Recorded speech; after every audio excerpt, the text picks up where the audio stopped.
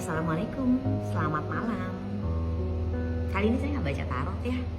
Saya lagi pengen ngobrol-ngobrol aja sama kalian semua tentang arti cinta itu apa sih sebenarnya. Arti mencintai itu apa sih sebenarnya. Sebenarnya video ini saya terinspirasi dari dua orang sahabat saya.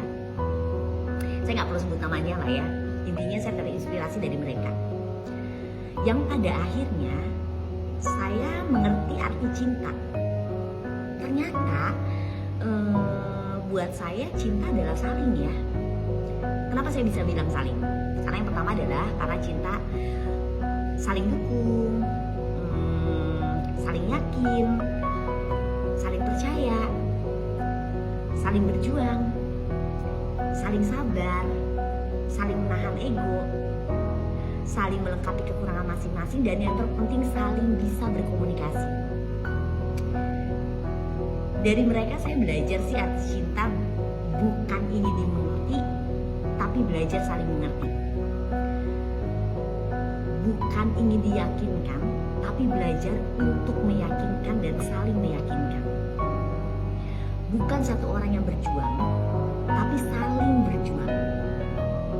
Bukan saling termakan ego, tapi saling menahan ego.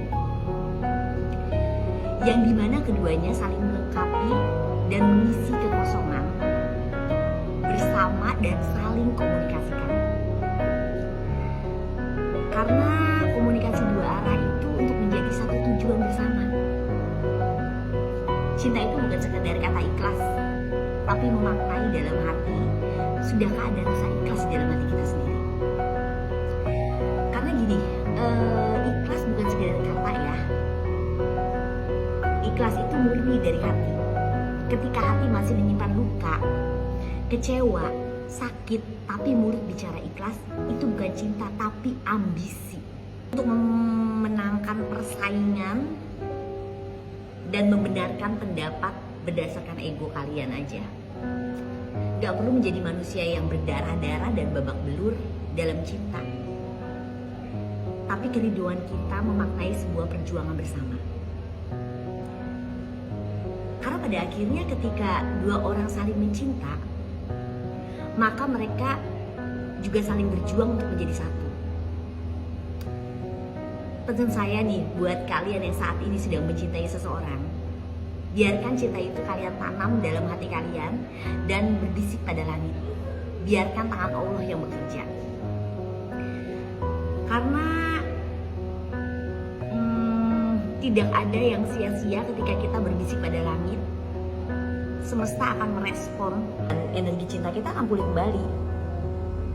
Karena balik lagi, buat saya cinta adalah saling.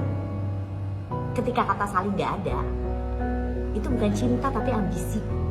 Jadi jangan buang energi kalian untuk sesuatu yang memang akan merusak energi positif kita. Karena cinta itu akan menjadi positif atau bisa menjadi negatif ketika kita tidak mengerti arti kata saling. Yang pergi biarin pergi, yang mau bertahan biarin bertahan, dan saling mengumpulkan kembali energi positif cinta itu sendiri. Jangan pernah merasa tidak layak dicintai dan mencintai, karena ketika kita belajar arti kata ikhlas, maka banyak cinta yang bisa kita dapat.